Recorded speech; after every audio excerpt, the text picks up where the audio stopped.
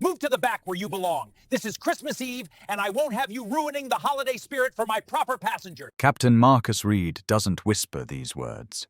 He delivers them like gospel loud enough for the entire first-class cabin of Flight 847 to hear. He stares down at the black woman in seat 2A, seeing only her dark skin and casual clothes.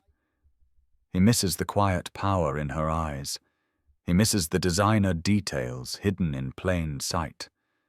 And he completely misses the fact that she doesn't just own a ticket, she owns the entire airline. What happens next will ground more than just his plane. It will crash his entire world. The snow falls thick against the windows of Chicago O'Hare Airport on this Christmas Eve night. It's 9:47 p.m. and Flight 847 to Miami sits at the gate. Its cabin softly lit with subtle holiday decorations. Red and gold garland wraps around the first-class galley. Tiny white lights twinkle above the overhead bins. The atmosphere should feel magical, peaceful, full of Christmas spirit. Instead, it feels electric with tension. Diana Rivers sits quietly in seat 2A, a black cashmere hoodie pulled up over her head, dark jeans, white sneakers. To most eyes, she looks like any other passenger trying to get home for the holidays. But those aren't ordinary jeans, they're custom-tailored. That hoodie isn't from a department store. It's Supreme X Louis Vuitton retail price $3,200. The weathered leather bag at her feet looks vintage and worn, but it's a Hermes duffel worth more than most people's cars. Diana appears to be in her early 30s, though success has given her a timeless quality. Her dark eyes hold steady as Captain Reed towers over her seat, his silver hair perfectly styled, his uniform immaculate, with 4 gold stripes gleaming under the cabin lights. He carries himself like a man who believes he owns the sky. Behind him stands Victoria Ashford, and she is everything Reed thinks first class should be. Blonde hair swept into an elegant chignon, a form-fitting red Valentino dress that probably cost $8,000, Louboutin heels that click authoritatively on the cabin floor. She's 38, stunning, and radiates the kind of entitled confidence that comes from never being told no. Victoria crosses her arms, her diamond tennis bracelet catching the light. I specifically requested a peaceful flight, Captain. I'm traveling to my family's estate in Palm Beach for Christmas morning. She gestures toward Diana with perfectly manicured nails, is not the ambiance I paid for. Before we dive deeper into this story, I want to ask you something. Have you ever been told you don't belong somewhere because of how you look? Have you ever watched someone else get treated differently because of their skin color or their clothes? Share your experience in the comments below. And if this moment stops you cold, if it makes your heart race with familiar anger, hit that subscribe button, because what happens next will leave you speechless. Reed nods to Victoria like she's royalty, then turns back to Diana. His voice drops to what he probably thinks is a reasonable tone, but it carries the weight of authority and judgment. Miss, I'm going to need to see your boarding pass again. There seems to be some confusion about your seat assignment. Diana doesn't look up from her phone immediately. When she does, her expression is calm, almost serene. She reaches into her bag, that expensive bag Reed doesn't recognize, and pulls out her boarding pass. It's first-class seat 2A, purchased 3 weeks ago at full price. No confusion, Captain Diana says. Softly, her voice carries a quiet strength that makes Reed's jaw tighten. I'm exactly where I'm supposed to be. Reed examines the boarding pass like he's looking for evidence of fraud. He holds it up to the light, checks the date, runs his finger over the printing. Other passengers begin to notice the commotion. An elderly man in 3C lowers his newspaper. A young woman in 4A stops scrolling her phone and starts watching. Isabella Martinez, the lead flight attendant, stands near the galley, her dark eyes reflecting concern and confusion. She's 28, Latina, and she's seen this kind of situation before. It never ends well. But she also knows questioning the captain could cost her job, and as a single mother supporting her family, she can't afford that risk. "This is highly irregular," Reed announces loud enough for half the cabin to hear. Security protocols require additional verification for unusual bookings. Victoria smiles a cold, satisfied expression. Exactly. Standards must be maintained. Diana finally looks up at Reed directly. When their eyes meet, something passes between them. A recognition, perhaps, or a challenge. Diana sees a man drunk on small power, threatened by her presence in a space he believes she doesn't deserve. Reed sees what he thinks is defiance, which only makes him angrier. Captain Diana says, her voice still calm, but now carrying an edge. "What exactly is unusual about my booking?" The question hangs in the air like smoke. Reed realizes he's been asked to explain himself, and he doesn't like it. Not from her, not in his cabin, not on his flight. "The timing," he says quickly. "Last-minute first-class purchases often indicate fraudulent activity. Company policy requires additional scrutiny." It's a lie, and Isabella knows it. She's processed hundreds of legitimate last-minute upgrades, but she stays silent, watching this confrontation unfold with growing dread. Diana reaches for her purse again, this time pulling out a platinum American Express black card. She places it on the armrest between her seat and Reed's towering presence. "Would you like to verify this as well?" Captain Reed picks up the card, examines it like it might be counterfeit. The name embossed in silver letters reads, Diana Rivers. He's never heard the name before, but something about the way she carries herself, the quiet confidence in her voice, makes him pause. Victoria steps closer, her heels clicking impatiently. "Really, Captain, how long is this going to take?" Some of us have Christmas morning plans that don't involve complications. The word complications hits Diana like a slap. She's heard it before. At hotels, at restaurants, at country clubs, in boardrooms. She's always been someone's complication, someone's problem to solve or remove. Not tonight. Diana stands up slowly. She's tall, nearly eye level with Reed, and when she rises, the entire dynamic in the cabin shifts. She's no longer a passive passenger being questioned. She's a force to be reckoned with. "Captain Reed," she says, reading his name tag. "I want you to think very carefully about what you do next."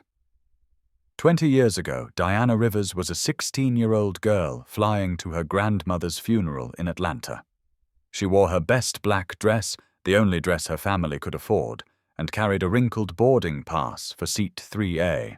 Her father had worked double shifts for 6 months to pay for that first-class ticket, knowing his mother's granddaughter deserved to travel with dignity to say goodbye. But when Diana walked onto that plane, the flight attendant took one look at her dark skin, her bargain store dress, and her youth, and decided she didn't belong. "Honey, the unaccompanied minor section is in the back. Someone will help you find your economy seat." Diana tried to explain. She showed her boarding pass. She explained that her father had paid full price, that she wasn't an unaccompanied minor, that she was traveling to a funeral. But the flight attendant's smile never wavered, and her assumptions never changed. "Let's not make this difficult," the woman had said loud enough for other passengers to hear. "I'm sure there's been some mistake."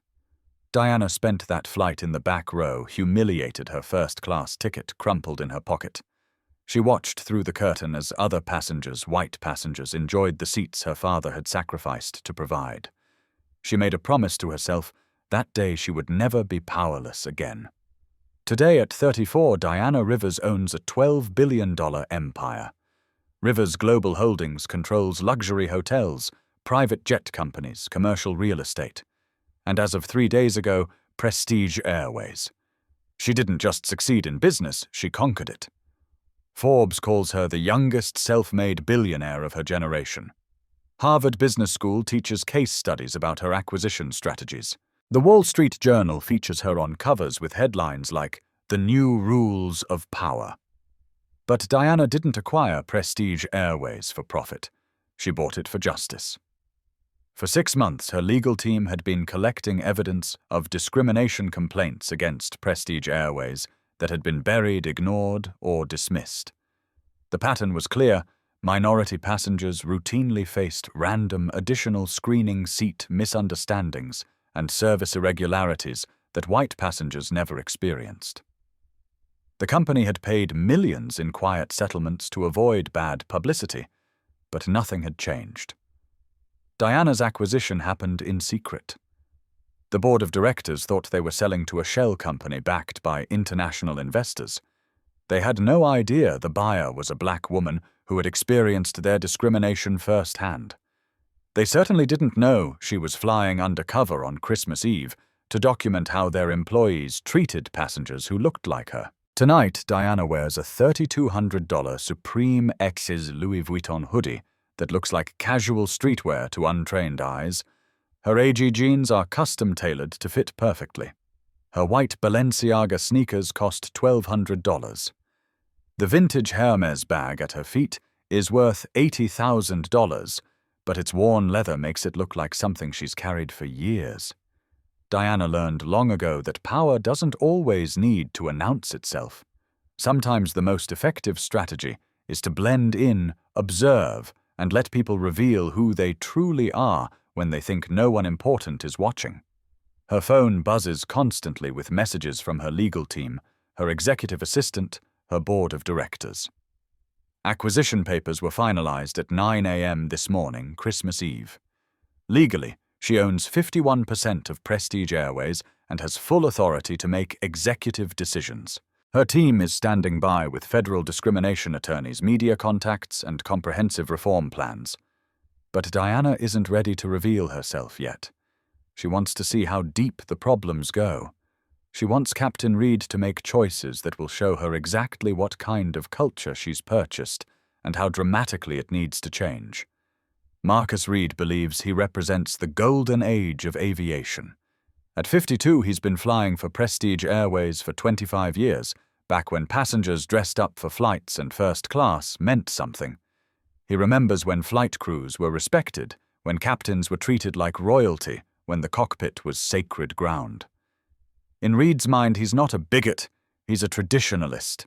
He believes in standards in order in maintaining the prestige that makes first class special.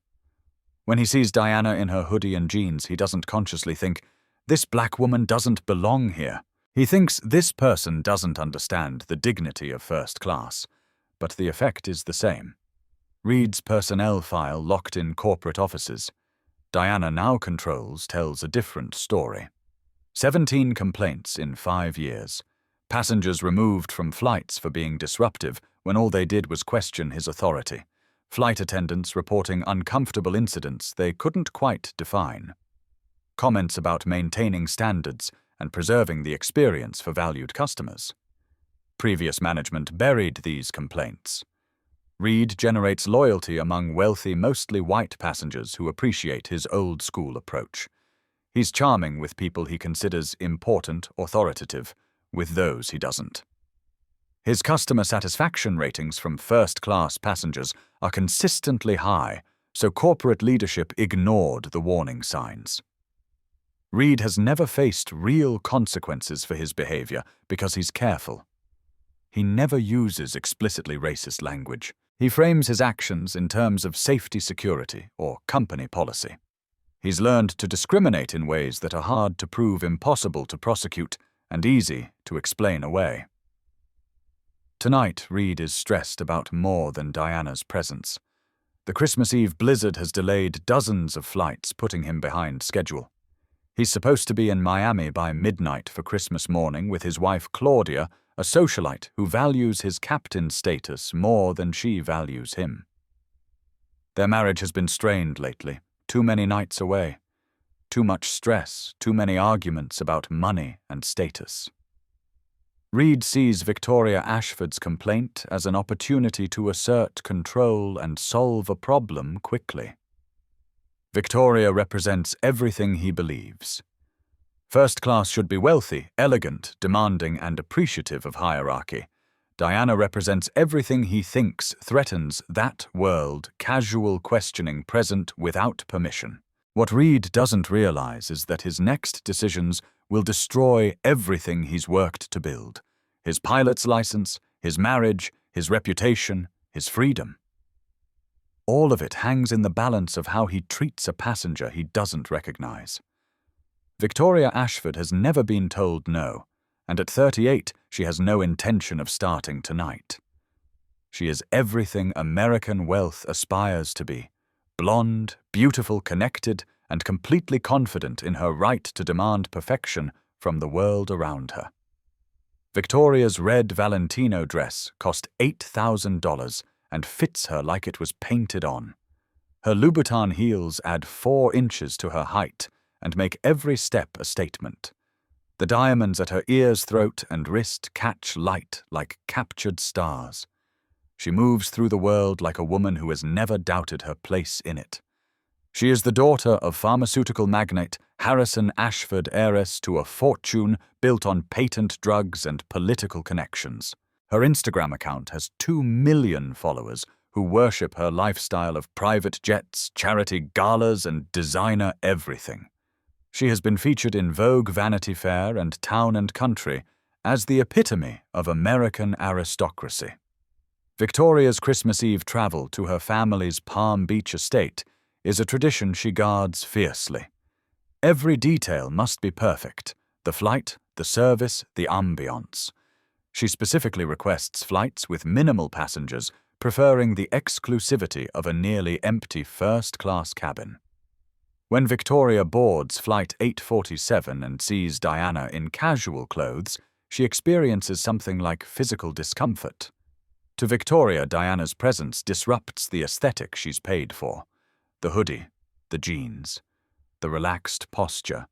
None of it fits Victoria's vision of first-class elegance. Victoria doesn't think of herself as racist. She thinks of herself as discerning. In her world, appearance equals status, and status equals worth. Diana's casual attire signals to Victoria's mind that she doesn't understand or respect the space she's occupying. What Victoria doesn't know is that Diana's casual outfit costs more than most people earn in a month. She doesn't recognize luxury when it doesn't conform to her narrow definition of how wealthy people should look. Victoria's complaint to Captain Reed isn't motivated by malice, it's motivated by entitlement. She genuinely believes she has the right to curate her environment, to remove elements that displease her, to demand that service providers cater to her preferences. But entitlement and malice often create the same harm. Victoria's comfort with wielding her influence to remove Diana from first class makes her an active participant in discrimination, regardless of her intentions. Her social media following, her family connections, her public profile, all of it will turn against her when tonight's events become public. Victoria's fall from grace will be swift, complete, and very, very public. Isabella Martinez watches the confrontation between Captain Reed and Diana with growing dread. At 28, she's been a flight attendant for 6 years, working her way up to lead attendant on international routes. She's Latina bilingual and acutely aware of how passengers treat her differently based on their assumptions about her background. Isabella knows Reed's behavior crosses lines. She's seen him treat passengers differently based on their appearance, their accent, their perceived status. She's filed informal complaints with her supervisor, but nothing ever comes of them. Reed generates positive reviews from first-class passengers, so management considers him an asset. But Isabella also knows that challenging Reed publicly could end her career. As a single mother supporting her 8-year-old daughter and helping her parents pay for medical care, she can't afford to lose her job. The airline industry is small, and flight attendants who get labeled as difficult struggle to find work elsewhere. Isabella embodies the position of many airline employees caught between doing what's right and protecting their livelihood. Her internal conflict tonight will force her to make a choice that defines not just Diana's experience, but Isabella's own character. 29-year-old James Mitchell stands in the cockpit doorway, watching Reed's confrontation with Diana through the gap in the galley curtain. As the first officer, James is second in command, but Reed's authority on the aircraft is absolute.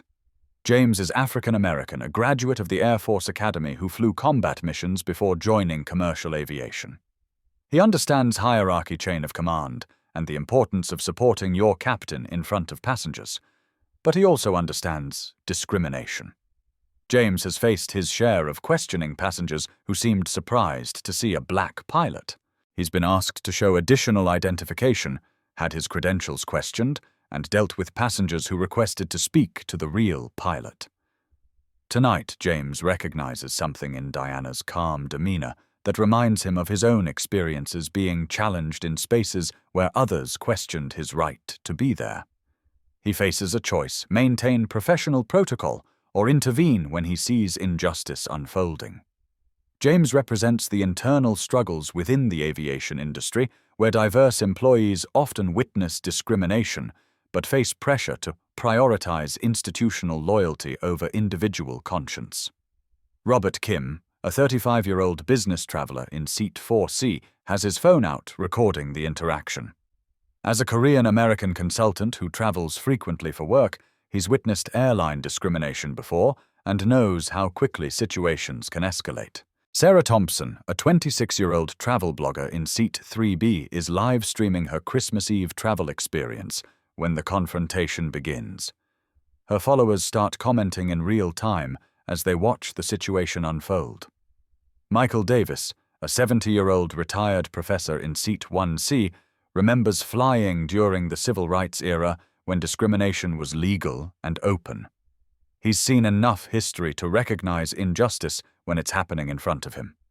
Carmen Rodriguez, a 24-year-old college student in economy seat 22A, watches through the curtain separating the cabins. She's flying home to see family for Christmas, and Diana's treatment reminds her of times she's been made to feel unwelcome in spaces others take for granted. These witnesses will play crucial roles as the confrontation escalates their reactions and actions, helping to document and amplify what happens next. The stage is set. The characters are positioned. The storm outside mirrors the tension in Flight 847, where assumptions about power, place, and privilege are about to collide with reality in ways none of them expect. Diana Rivers sits in seat 2A, quietly prepared to let Captain Reed reveal exactly who he is. She doesn't know it yet, but she's about to get everything she needs to transform not just one airline, but an entire industry's approach to dignity and respect. The tension in first class crackles like electricity before a storm. Captain Reed holds Diana's boarding pass and credit card, examining them under the overhead reading light, as if they might reveal hidden secrets. Victoria stands beside him, her red Valentino dress a slash of color against the neutral cabin tones, her satisfaction barely concealed. Ms. Rivers, Reed says, emphasizing her name like it tastes wrong in his mouth. I'm going to need additional verification. Company policy requires extra scrutiny for high-value bookings that don't match our customer profile. Diana's eyebrows rise slightly. Customer profile? You understand. Reed continues, his voice carrying the patronizing tone of someone explaining simple concepts to a child. Prestige Airways caters to a specific clientele. First-class passengers typically dress appropriately for the premium experience. Isabella Martinez feels her stomach clench. She's standing 10 feet away, close enough to intervene, but paralyzed by the implications. She's seen Reed make these kinds of comments before, always carefully worded, always defensible if questioned later. But tonight feels different. Tonight feels dangerous. Victoria steps closer to Reed, her heels clicking authoritatively on the cabin floor. Captain, I fly this route every month. My family has been loyal Prestige customers for over 20 years. I specifically chose this flight for its exclusivity. She doesn't say Diana's name. She doesn't even look directly at her. Diana becomes this situation, this disruption, this problem that needs solving. Diana remains seated, her hands folded calmly in her lap. But those who know how to read power recognize the stillness in her posture. She's not scared. She's not intimidated. She's watching, learning, documenting. Captain Reed, Diana says, her voice carrying across the cabin with quiet authority. What specific company policy are you referencing? I'd like to review the documentation. Reed's jaw tightens. Passengers don't usually ask for policy documentation. They usually comply, apologize, or get angry. Diana's calm request for specifics throws him off balance. Security protocols, he says quickly, aren't available for passenger review. That would compromise operational safety. It's another lie, and Isabella knows it. Passenger rights documents are supposed to be available upon request. But Diana doesn't argue. She simply nods and reaches for her phone. I understand, Diana says, opening her notes app. I'll make sure to include that in my report. Captain Marcus Reed, employee ID. She looks at his name tag, then directly into his eyes. I'll need your full employee identification for my documentation. The word report hangs in the air like smoke. Reed realizes this passenger isn't just questioning him. She's documenting him. The thought makes him angrier, more defensive. Robert Kim, the business traveler in 4C, slowly raises his phone to record. He's witnessed enough corporate discrimination to recognize the patterns. Sarah Thompson, the travel blogger in 3B, continues her live stream. Though her followers might not realize they're watching a civil rights incident unfold in real time. Victoria notices the phones. Really, she says loud enough for the entire first-class cabin to hear. Must everything be turned into a spectacle? Some of us value discretion. Transparency isn't spectacle. Diana responds quietly. It's protection. Reed makes a decision that will haunt him for the rest of his life. Instead of de-escalating, instead of calling for a supervisor, instead of simply allowing Diana to keep her paid seat, he chooses to escalate. Ma'am, Reed says, his voice rising enough that economy passengers can hear him through the curtain. Your behavior is becoming disruptive. I have the authority to remove passengers who threaten flight safety. The cabin goes silent. Even the flight attendants in the galley stop their preparations.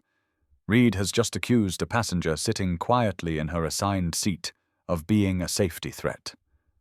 Michael Davis, the elderly professor in 1C, lowers his newspaper completely. Captain, he says, in the firm voice of a man who taught history for 40 years, that woman has done nothing but answer your questions politely.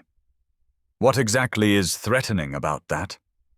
Reed spins toward the professor, his authority challenged from multiple directions. Sir, I'll ask you to remain in your seat and allow me to handle this situation, but the dam has broken. Carmen Rodriguez, the college student watching from economy, stands up despite the seatbelt sign. Excuse me, she calls through the curtain. Is everything okay up there? Other economy passengers crane their necks. Isabella realizes the entire plane is now watching this confrontation, and her training tells her to intervene before it becomes a full incident. Captain Isabella says softly, stepping closer. Perhaps we should... Isabella Reed cuts her off sharply. Return to your duties. I'll handle this passenger. The word passenger sounds like an insult the way Reed says it. Diana notices how Reed uses Isabella's first name casual dismissive, but refers to Victoria as Ms. Ashford with respect. Diana stands up slowly. At her full height, she's nearly eye level with Reed, and when she rises, something in the cabin's energy shifts. She's no longer a seated passenger being questioned by authority. She's a person claiming her space, her dignity, her right to be treated with respect. Captain Reed, Diana says, her voice carrying clearly through the cabin. I want to make sure I understand your position.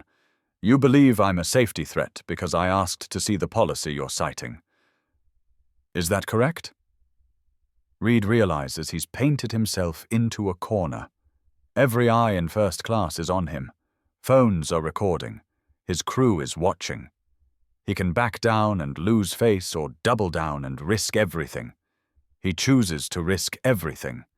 Security protocol requires additional verification of suspicious bookings.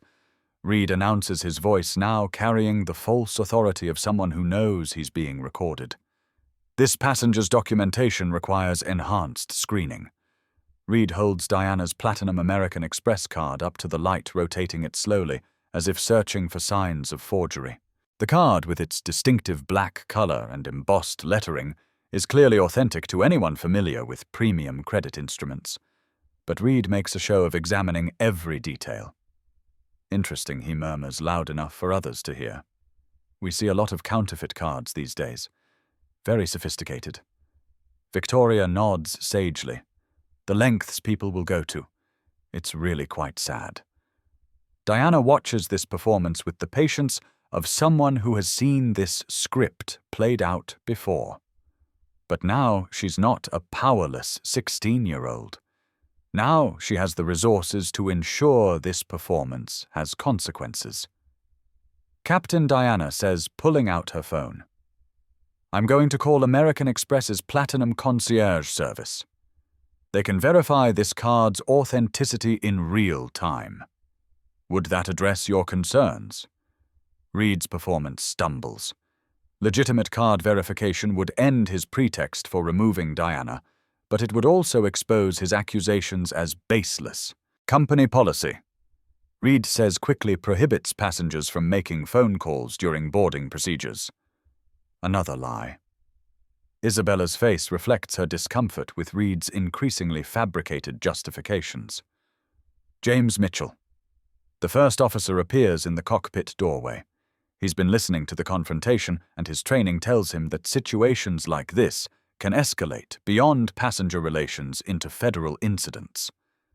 Captain James says, carefully using protocol language, "Ground control is requesting our updated departure status. It's a professional way of asking Reed to end this confrontation and prepare for takeoff. But Reed misinterprets James's intervention as support for his authority."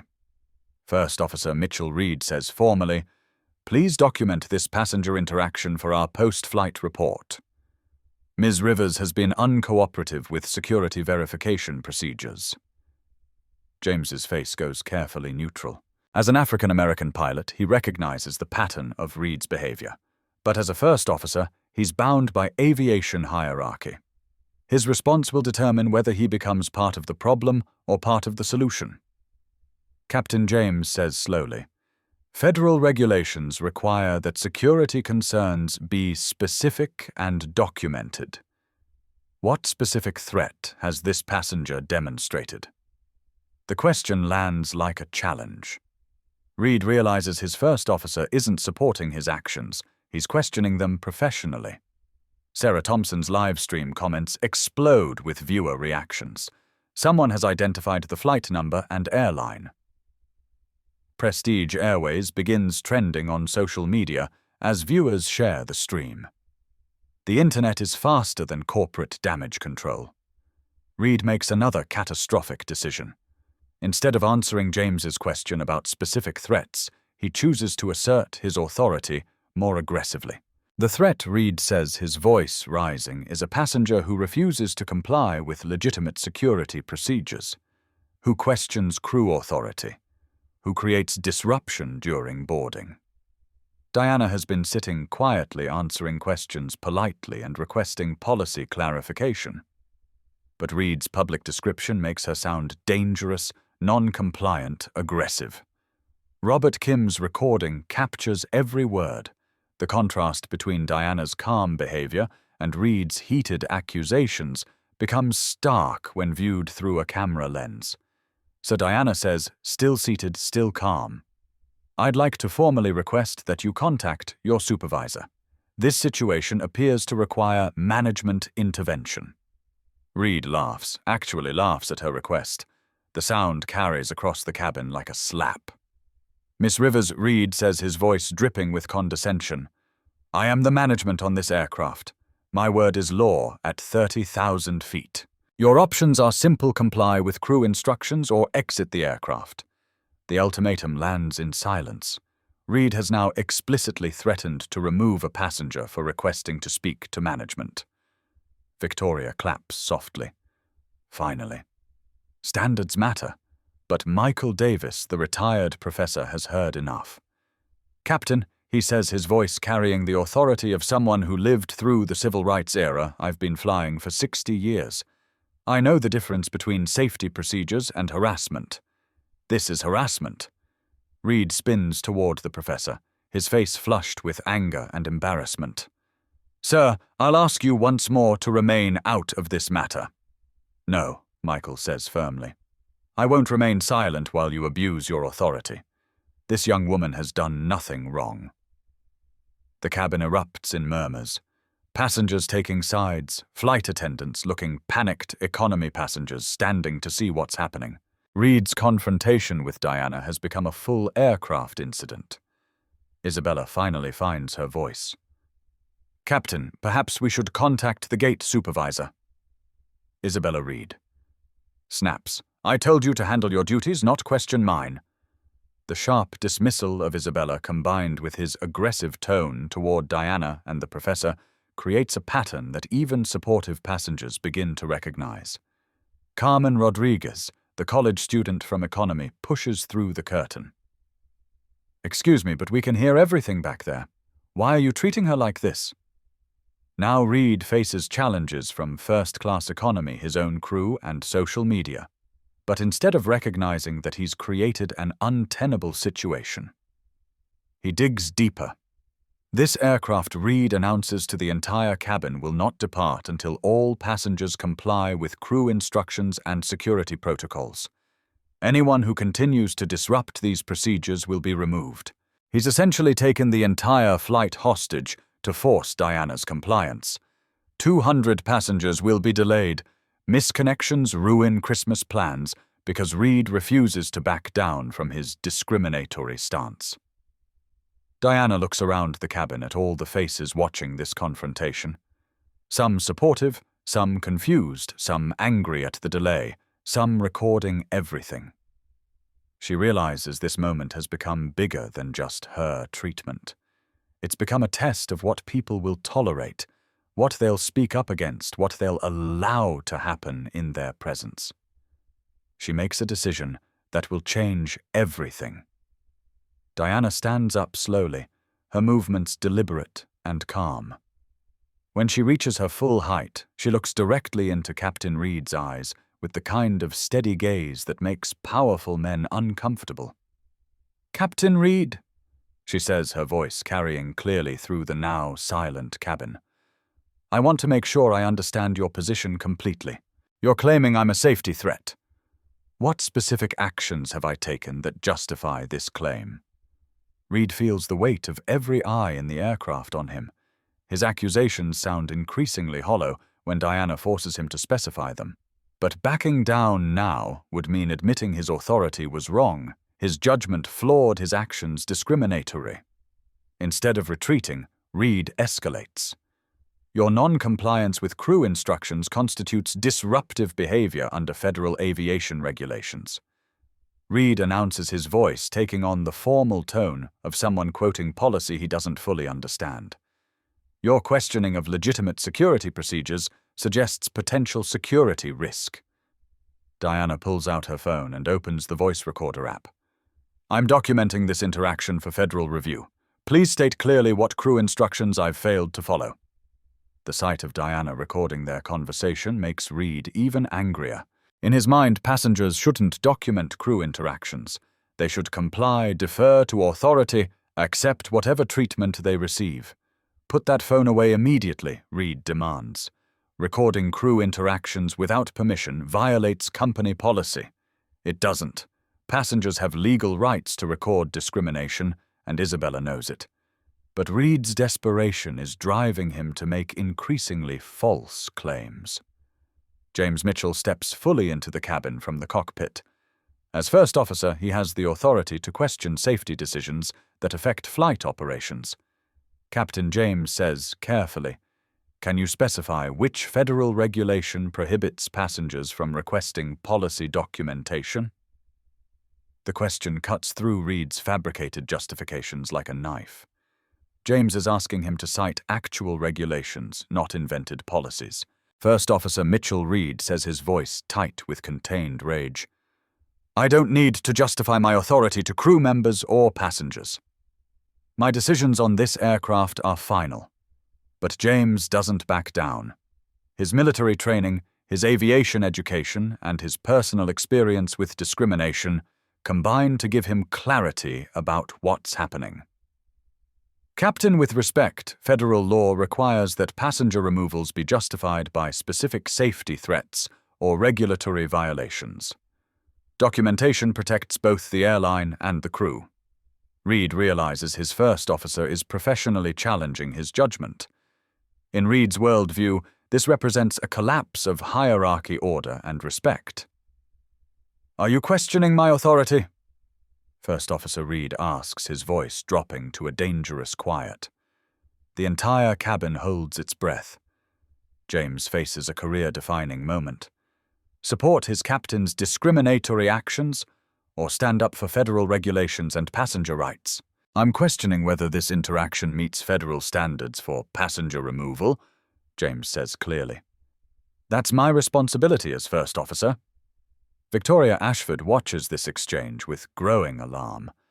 What started as a simple request to remove an inappropriately dressed passenger has become a crew conflict that threatens her travel plans. Honestly, Victoria says loud enough for everyone to hear, can't this be resolved quickly? Some of us have important Christmas obligations. Diana turns toward Victoria, and for the first time her calm demeanor shows a crack of emotion. Important obligations, Diana repeats quietly. Like getting a black woman removed from first class because her presence makes you uncomfortable. The words land like bombs in the cabin silence. Diana has named what everyone can see, but no one has said directly.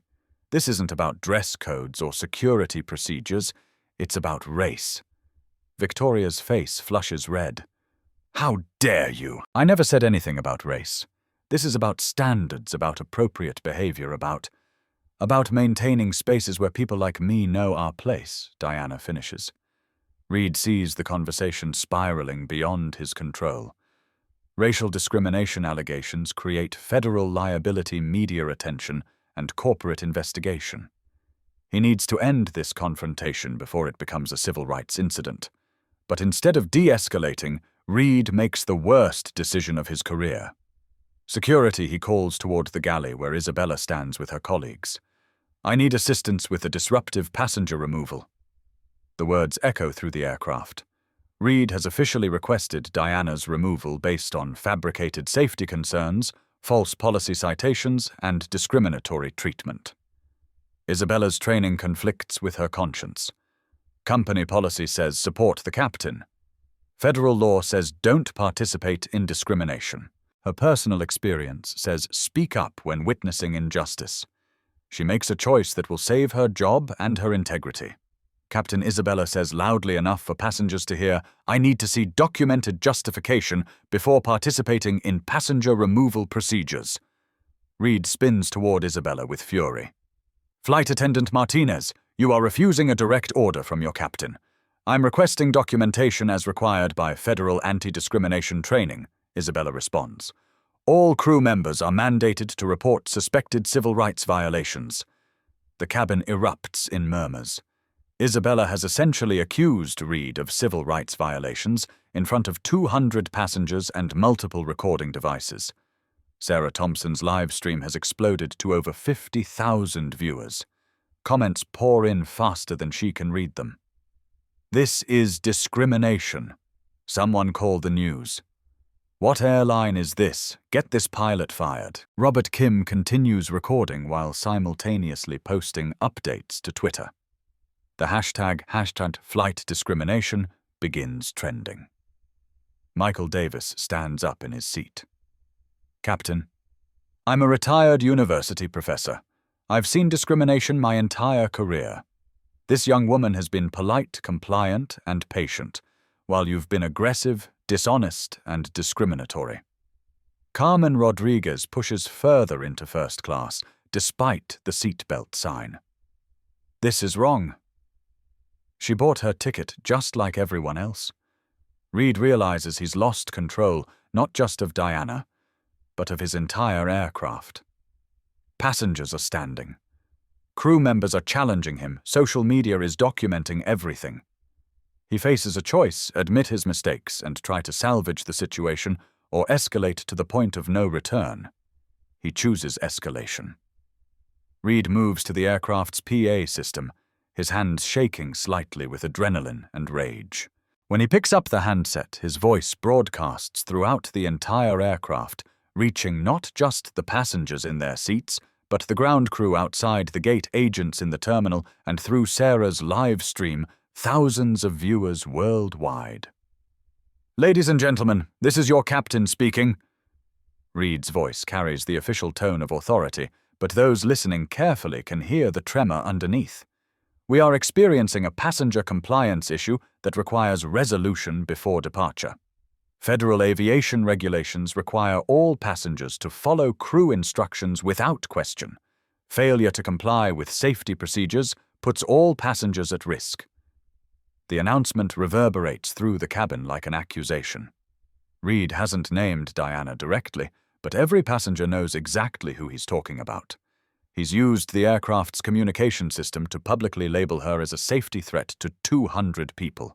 Diana feels the weight of every stare, every whispered conversation, every phone camera pointed in her direction. She's experienced professional humiliation before, but never so publicly, never so deliberately, never with such obvious racial undertones. But Diana Rivers didn't build a $12 billion empire by crumbling under pressure. She responds to Reed's public humiliation with the kind of calm dignity that makes real power recognizable. She stands up again this time, moving into the aisle, where everyone on the aircraft can see her. Her voice, when she speaks, doesn't need amplification to carry authority. "Fellow passengers," Diana says her words, reaching every corner of the aircraft. "I want to apologize that your Christmas Eve travel has been disrupted by this situation. I have done nothing but sit in my assigned seat, answer questions politely, and request documentation of the policies being cited against me." The contrast is stark. Reed used the PA system to make vague accusations about safety and compliance. Diana speaks directly to fellow human beings, acknowledging their inconvenience while maintaining her dignity. "What you're witnessing," Diana continues, "is what happens when passengers who don't fit certain expectations are treated as threats rather than customers." Victoria Ashford can't tolerate losing control of the narrative. "This is ridiculous," she calls out loud enough for the entire cabin to hear. "I fly first class, specifically to avoid these kinds of situations. Why should legitimate passengers be subjected to this disruption?" Diana turns toward Victoria with the kind of look that has made corporate executives apologize in boardrooms. "What kind of situation exactly?" Diana asks. "A black woman sitting in first class, a passenger asking for policy documentation, someone refusing to be intimidated by false accusations." Victoria realizes she's walked into a trap. Any answer she gives will either sound explicitly racist or admit that Diana has done nothing wrong. This isn't about race," Victoria stammers. "This is about behavior, about standards, whose standards Diana interrupts. The standard that says I should accept discrimination quietly. The standard that says questioning authority makes me dangerous. The standard that says my comfort matters less than yours." The cabin falls silent except for the click of phone cameras and the soft hum of the aircraft's systems.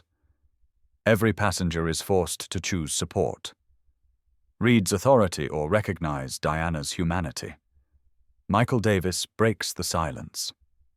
In 60 years of flying, he says his voice carrying the weight of witnessed history. "I've seen this same script played out countless times. Different airlines, different years, different faces, but always the same assumption: some people belong and others don't." Carmen Rodriguez nods from the curtain between cabins. "My grandmother told me stories about being removed from spaces because people decided she didn't belong. I thought we were past that." Isabella Martinez feels something break inside her chest. Her own experiences with discrimination, her fear of speaking up, her complicity in this moment through silence, it all crystallizes into a decision that will define her career. Captain Reed Isabella says, her voice shaking but clear. I cannot and will not participate in the removal of this passenger. Her behavior has been exemplary. Your treatment of her violates company anti-discrimination policies and federal civil rights law. The announcement lands like a thunderbolt. A crew member has publicly refused to follow her captain's orders, citing discrimination and federal law violations.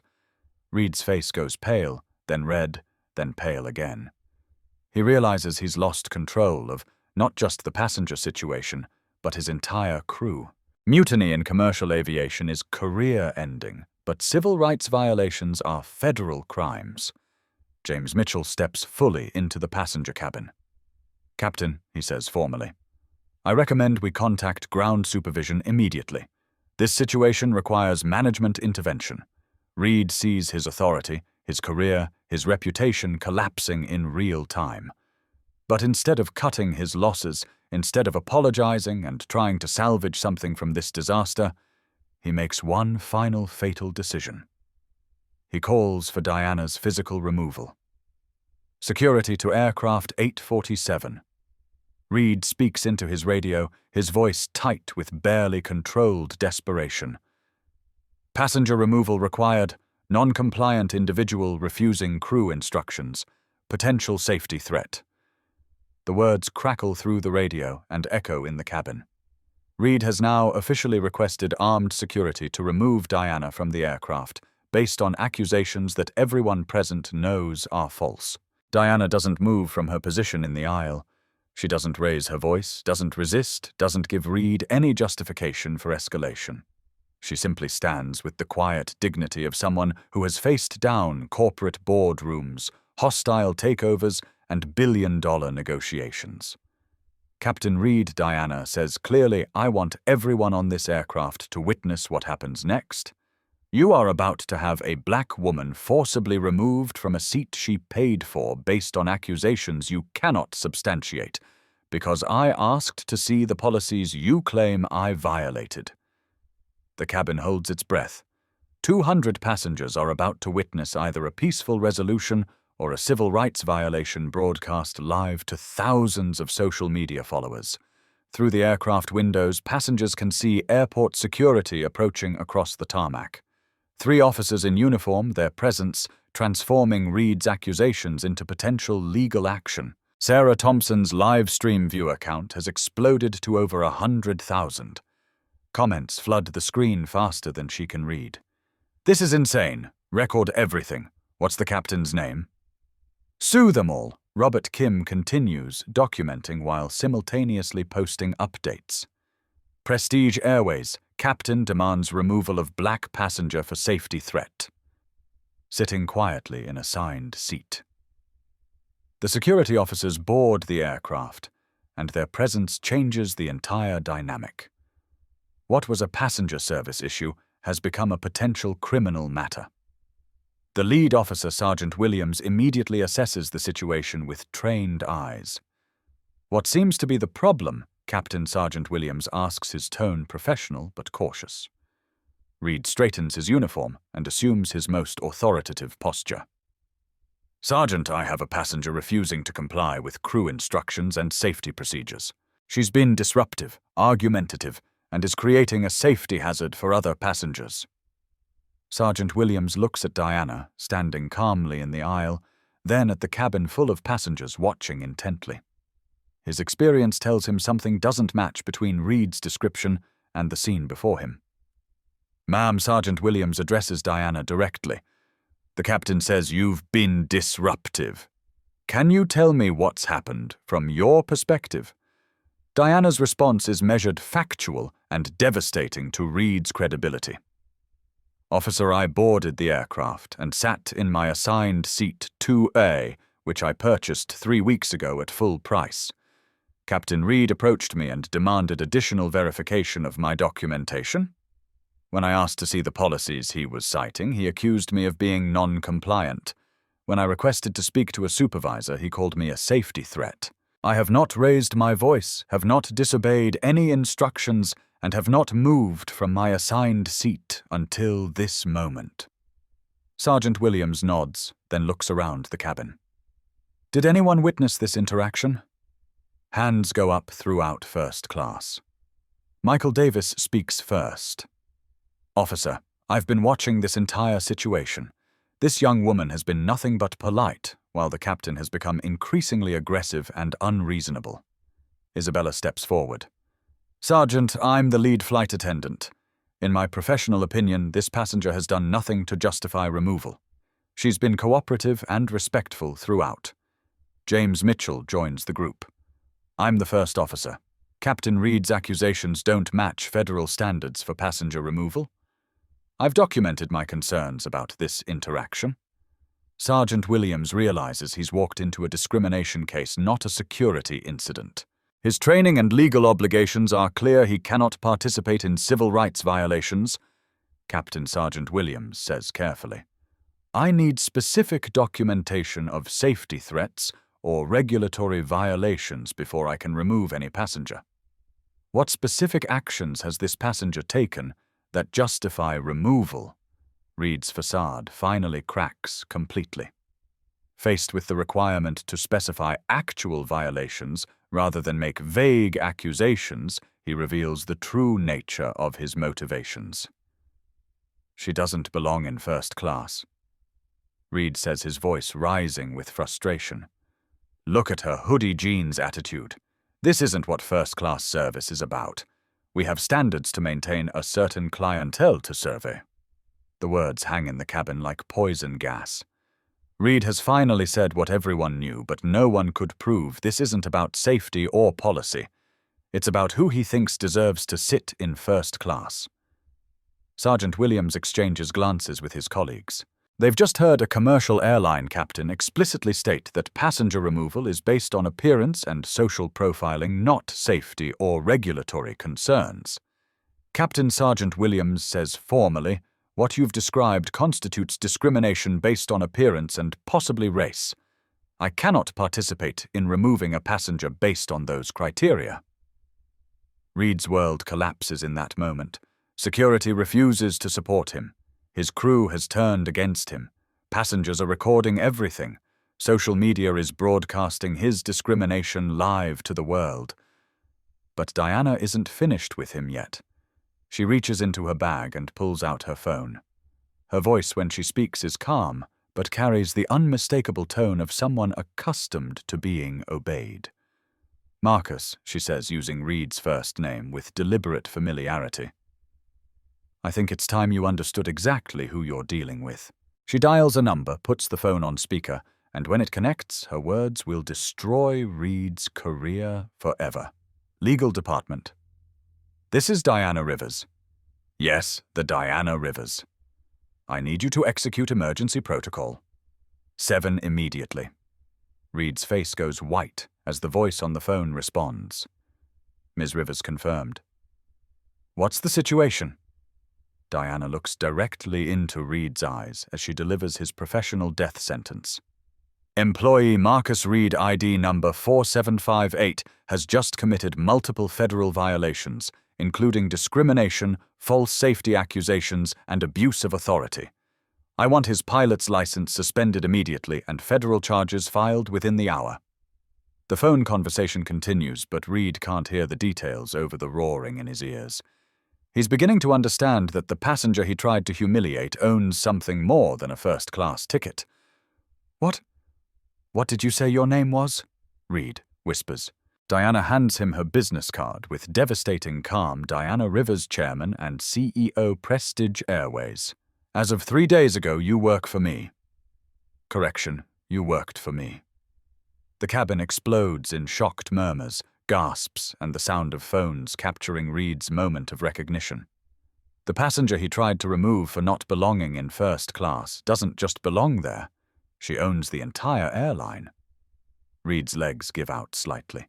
He leans against a seat back as the full implications crash over him like a wave. Not only has he discriminated against a passenger, he's discriminated against his own boss. On camera, with witnesses, while refusing to back down even when given multiple opportunities. Victoria Ashford's confident smirk vanishes entirely.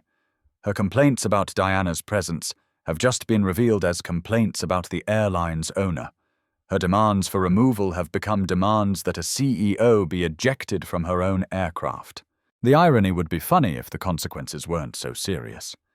But Diana isn't done delivering justice. Reed's personal humiliation is just the beginning of the accountability he's about to face. The business card trembles in Captain Reed's hand as he reads the embossed lettering, Diana Rivers, Chairman and CEO, Prestige Airways. The words seem impossible, but the phone conversation continuing on speaker leaves no room for doubt. Ms. Rivers, the voice from legal continues, Mr. Reed's access to all Prestige Airways systems has been revoked as of this moment. His pilot certification review is already underway with the FAA. Airport security has been notified to stand by for potential federal charges. Diana keeps the phone on speaker, ensuring every passenger crew member and security officer hears the immediate consequences of Reed's actions. Her voice remains calm, professional, terrifyingly controlled. Additionally, Diana continues into the phone, I want a complete review of all discrimination complaints filed against employee Reed in the past 5 years. If previous management buried or ignored reports, I want those responsible held accountable as well. Reed's mind races through implications. Not only is his career ending in real time, but Diana's investigation will expose years of protected misconduct. Previous managers who covered for him, executives who ignored complaints, supervisors who prioritized customer satisfaction over civil rights, all of them will face scrutiny. Legal, Diana says, patch me through to Director of Operations immediately. The hold music that plays creates surreal contrast to the shocked silence in the aircraft cabin. Passengers sit, frozen, witnessing a corporate coup executed with a phone call and a business card. Victoria Ashford tries to process what she's hearing. The woman she demanded be removed from first class doesn't just belong there. She owns the airline, the plane, and apparently the power to destroy careers with a phone conversation. Director Harris on the line, the phone announces. David Diana says, addressing the airline's operations chief, I'm on aircraft 847 at Chicago O'Hare. Captain Reed has just committed multiple federal violations in front of 200 witnesses and several live streams. I want him removed from service immediately. Ms. Rivers' Director Harris responds, his voice tight with panic. What specifically happened? Diana's response is clinical. Devastating. Complete. Captain Reed demanded my removal from first class based on my race and appearance. When challenged, he fabricated safety threats, cited non-existent policies, and requested security assistance to forcibly remove me from a seat I purchased legally. He used the aircraft PA system to publicly humiliate me and refused crew member requests for documentation. The entire incident has been recorded and is currently broadcasting live on social media. The silence from Director Harris stretches long enough for passengers to exchange glances. Finally, Jesus Christ, Ms. Rivers, we had no idea about Reed's. There were never any formal complaints that reached my desk. David Diana's voice drops to something approaching menace. That's exactly the problem we're going to fix. How many discrimination complaints were buried to protect airline operations? How many passengers suffered because addressing bias was inconvenient? Director Harris realizes he's being recorded, that his answers will determine his own future with the company. Ms. Rivers, I'll personally review all personnel files immediately. If there were covered-up incidents, those responsible will be held accountable. Diana nods, though Harris can't see her. Good. Now patch me through to the gate supervisor. Captain Reed needs immediate escort from this aircraft. While Diana's phone call continues, Reed's world collapses in digital real time. His phone buzzes with alerts, each notification a nail in his professional coffin. Prestige Airways employee access suspended pilot credentials status under review company. Email access revoked employee portal login disabled Federal Aviation Database investigation initiated. Reed stares at his phone as 25 years of aviation authority disappears with automated messages. His pilot's license, his employee ID. His access to aircraft panels, his professional reputation, all of it evaporating while 200 passengers watch. Isabella Martinez's phone chimes with a company-wide alert emergency leadership directive. Captain Marcus Reed relieved of duty effective immediately. All crew report directly to Chairman Rivers for operational guidance. James Mitchell receives the same message along with additional instructions. First Officer Mitchell assume command of Aircraft 847. Await further direction from CEO Rivers. The irony isn't lost on anyone in the cabin. Reed tried to remove Diana for not belonging in first class, but the airline's computer networks have just confirmed that Reed no longer belongs anywhere in the company. Sarah Thompson's live stream explodes with viewer reactions as her followers realize they're witnessing a corporate executive destroying an employee's career in real time. Comments flood faster than she can read. This is insane, she owns the airline. That pilot is so fired, justice in real time. Robert Kim posts updates to social media. Breaking Prestige Airways CEO reveals herself. After captain demands her removal for not belonging in first class. Pilot's career ends live on camera. The hashtags Diana Rivers Prestige. Airways and airline justice begin trending across multiple platforms. News organizations start picking up passenger footage. The story spreads faster than corporate communications can respond. Victoria Ashford realizes her complaints have been recorded. Her discriminatory comments captured, her demands for removal documented. Her social media followers, her family connections, her public reputation, all of it now tied to supporting the discrimination of an airline CEO. She tries to distance herself from the situation. I had no idea who she was, Victoria calls out weakly. I was just asking for proper customer service. Diana turns toward Victoria with the kind of look that has corporate boardrooms. Define proper customer service. Does it include removing black passengers because their presence makes you uncomfortable? Victoria's face flushes red. I never said anything about race. This was about appropriate attire, about maintaining standards. Whose standards? Diana interrupts. Standards that judge passenger worth by skin color. Standards that assume black women can't afford first class. Standards that prioritize your comfort over my civil rights. The exchange creates uncomfortable recognition among other passengers. How many times have they made similar assumptions? How often have they stayed silent when witnessing discrimination? How frequently have they prioritized their comfort over others' dignity? Diana ends her phone calls and addresses the entire cabin with the authority of someone accustomed to commanding rooms full of powerful people. Ladies and gentlemen, she begins, her voice carrying to every corner of the aircraft. I apologize that your Christmas Eve travel has been disrupted by this incident. I'm Diana Rivers, and as of 3 days ago, I own this airline. The formal announcement lands in stunned silence. Passengers who assumed they were witnessing a customer service dispute realize they've watched a CEO be discriminated against by her own employee. What you witnessed tonight, Diana continues, is exactly why I acquired Prestige Airways. Not for profit, not for expansion, but to end this kind of treatment forever. Reed, still holding her business card, finally finds his voice. You bought the airline just to... To what? Set me up. This was entrapment. Diana's laugh has no warmth in it. Marcus, you set yourself up. I gave you multiple opportunities to de-escalate, to show basic human decency, to follow your own company's anti-discrimination policies. Instead, you chose to escalate at every turn. Reed's desperation makes him defensive, angry, grasping for justification.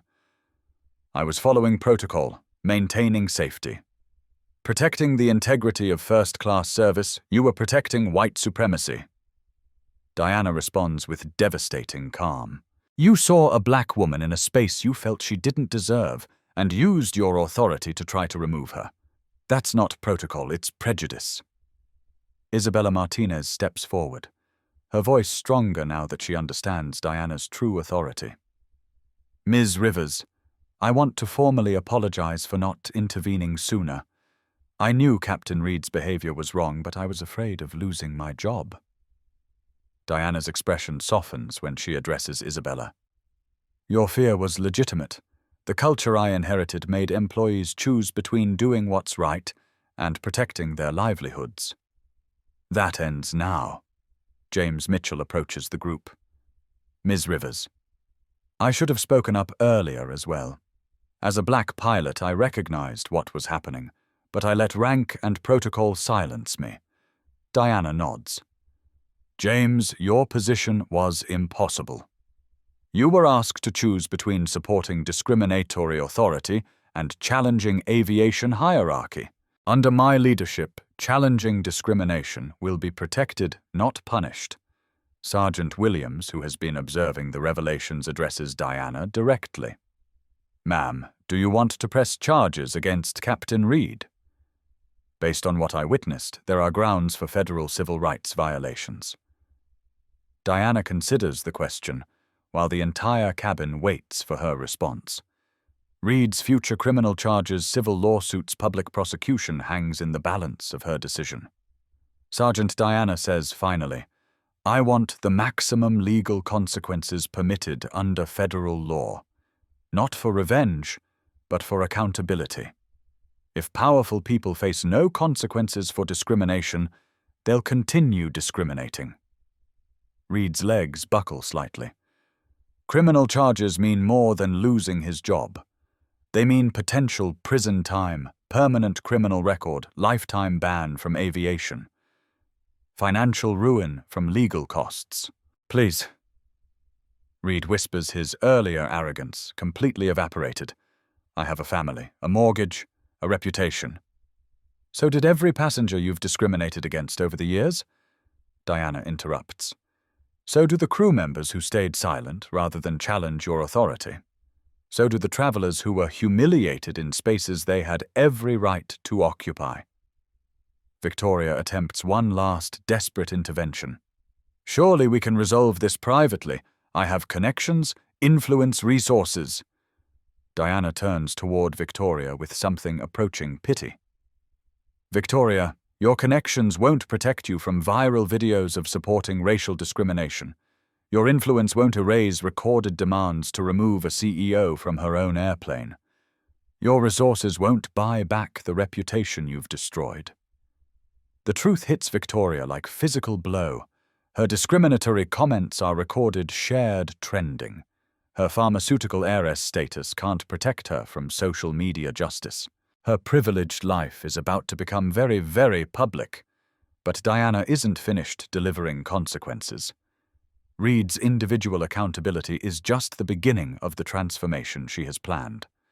The aircraft door opens again, and this time federal agents enter.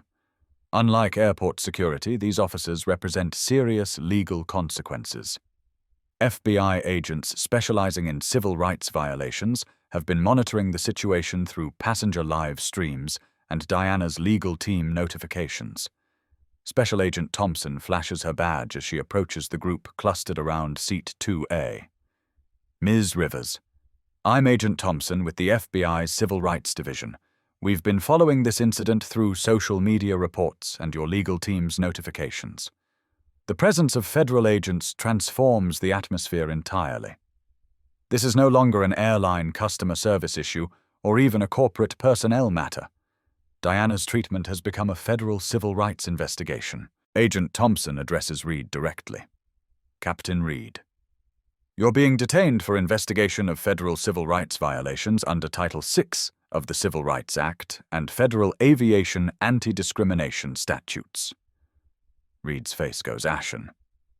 Federal charges for doing my job. Agent Thompson's response is professional but firm. Sir, discriminating against passengers based on race while in a position of federal authority constitutes violation of multiple federal laws. You have the right to remain silent. The Miranda rights echo through the cabin as Agent Thompson formally arrests Reed. Passengers record every moment on their phones. The man who demanded Diana's removal for not belonging in first class is handcuffed and escorted off the aircraft by federal agents. The perp walk down the jet bridge becomes immediate viral content. Reed, still in his captain's uniform with its 4 gold stripes, is led away in handcuffs while passengers film through aircraft windows. His fall from authority to criminal suspect takes less than an hour. Isabella Martinez watches Reed's arrest with a mixture of relief and sadness. She's worked with him for 3 years, seen his discrimination firsthand, but also witnessed moments of professional competence. His downfall feels both inevitable and shocking. Ms. Rivers Isabella says quietly, "I want you to know that several crew members have been afraid to report Captain Reed's behavior. There were incidents, complaints, passengers who were mistreated, but we were told challenging him could end our careers." Diana nods grimly. "Isabella, that culture of silence ends today. Under my ownership, reporting discrimination will be protected, rewarded, and required. Employees who speak up for passenger rights will be promoted, not punished." James Mitchell approaches them, his expression troubled. "Ms. Rivers, I need to report that Captain Reed wasn't alone in this behavior. There are other pilots, supervisors, managers who've created hostile environments for minority passengers and employees." Diana's eyes sharpen with interest. "James, I want you to work directly with our new Chief Ethics Officer to document every incident you're aware of. We're going to clean house completely." The mention of a Chief Ethics Officer surprises James. "You already have someone in that position?" Diana smiles for the first time since this confrontation began. "Isabella, congratulations on your promotion. Your willingness to stand up to Reed despite personal risk shows exactly the kind of integrity we need in leadership." Isabella's eyes widen in shock. "Ms. Rivers, I don't understand. You're promoting me to Director of Passenger Experience and Chief Ethics Officer." Diana confirms. "Your new salary is $145,000 annually, plus equity compensation. Your first assignment is ensuring this kind of discrimination never happens again. The transformation is immediate and visible." Isabella, who minutes ago was afraid to challenge her captain, now holds executive authority to prevent future discrimination. Her annual income has tripled, her career has been transformed, and her moral courage has been validated. While Reed faces federal charges, Victoria Ashford confronts her own rapidly unfolding nightmare. Her phone buzzes constantly with notifications as videos of her discriminatory comments spread across social media platforms. Sarah Thompson's live stream captured every word of Victoria's complaints about Diana's presence, her demands for removal, her dismissive comments about standards and appropriate passengers. The footage shows her supporting discrimination while wearing $8,000 worth of designer clothing, creating stark visual contrast between privilege and prejudice. Victoria tries to control the narrative through her own social media accounts, but her attempts at explanation only make things worse. Her posts about misunderstanding and being taken out of context generate immediate backlash from viewers who watched the live footage.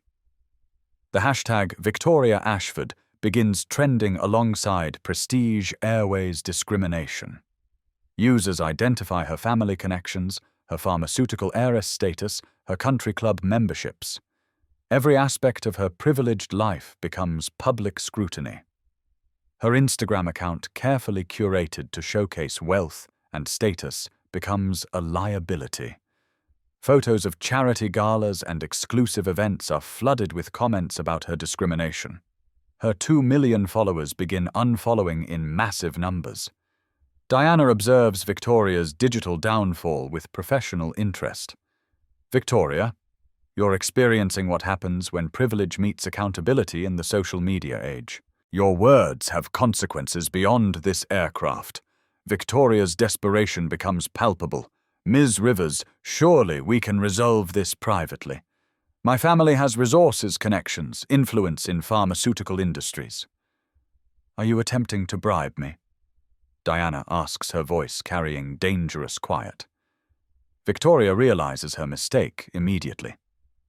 Offering financial incentives to avoid discrimination consequences could constitute additional federal violations.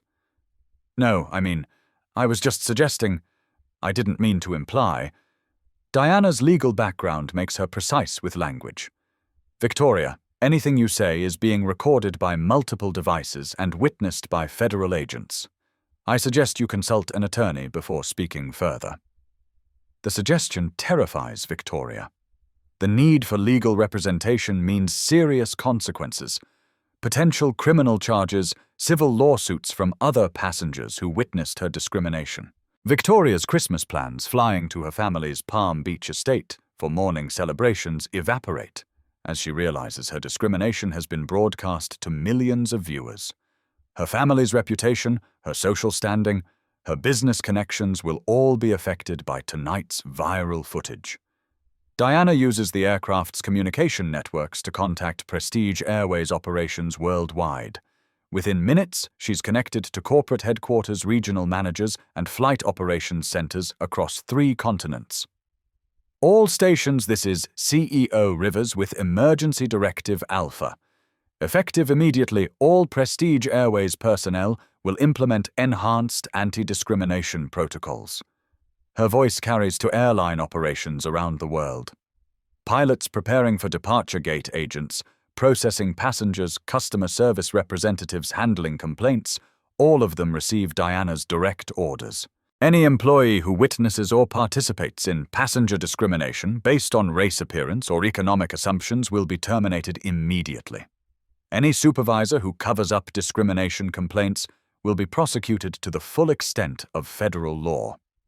The directive creates immediate changes across the airline's global operations.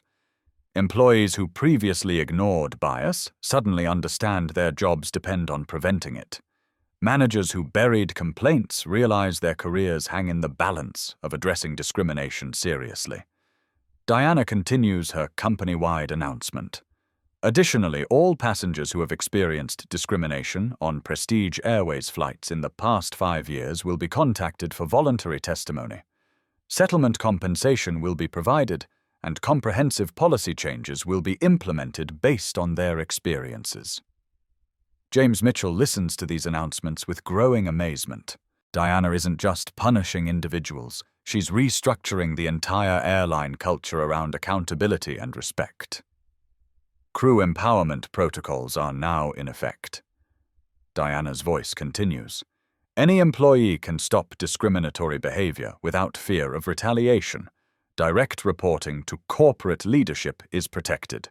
Whistleblower programs are immediately activated. Isabella realizes her new position carries enormous responsibility. She's not just an ethics officer, she's the point person for cultural transformation across a global airline.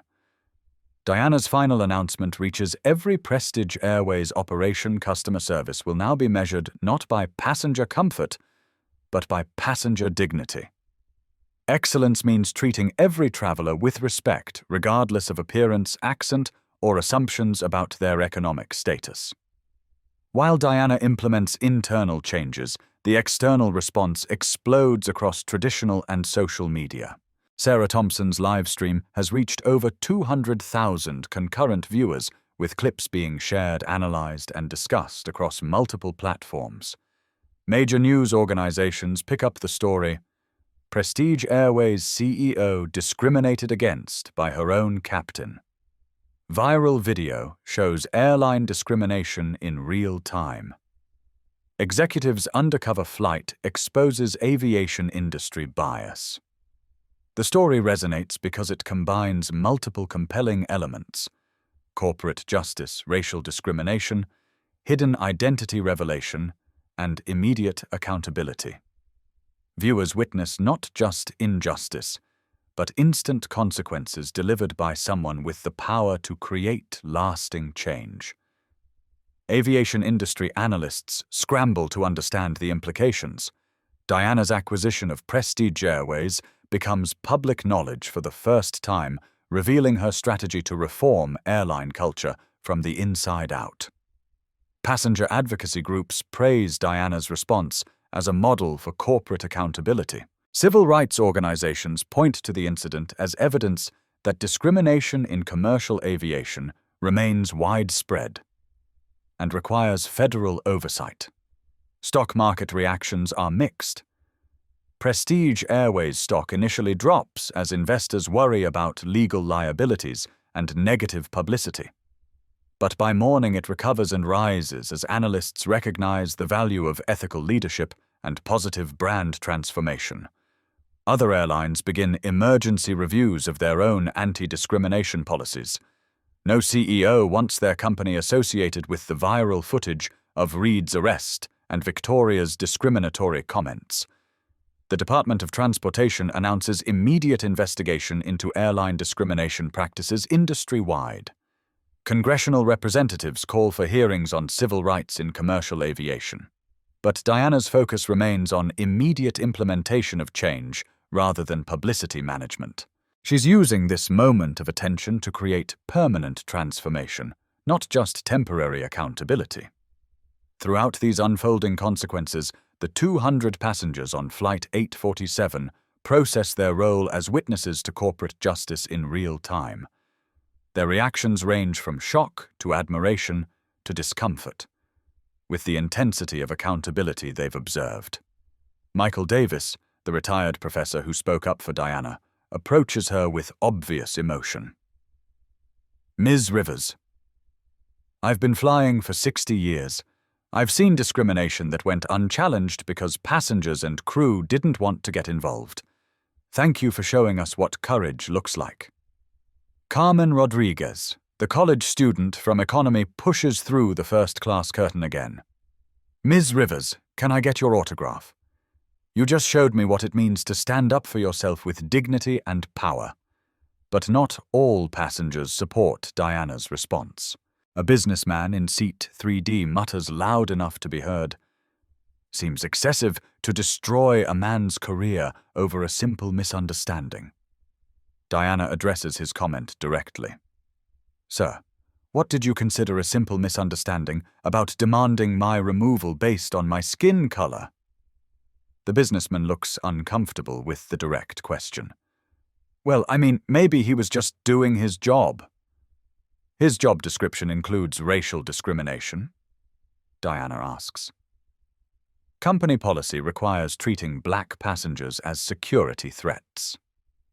The exchange illustrates ongoing challenges. Some passengers witnessed obvious discrimination but prefer to minimize its significance rather than acknowledge uncomfortable truths about bias in spaces they consider normal. Robert Kim, who recorded the entire incident, approaches Diana with his phone. Ms. Rivers, I've documented everything that happened tonight. Would you like copies of the footage for your legal proceedings? Diana accepts his offer gratefully. Robert, your decision to record this interaction created accountability that might not have existed otherwise. Thank you for not staying silent when you witnessed injustice. Sarah Thompson ends her live stream with a direct appeal to viewers. If you witnessed discrimination tonight through this stream, share it. Talk about it. Don't let this moment fade into forgotten viral content. Use it to recognize bias when you see it in your own life. The viral footage creates broader conversations about discrimination that extend far beyond aviation. Viewers share their own experiences of being questioned, removed, or humiliated in spaces where others assumed they didn't belong.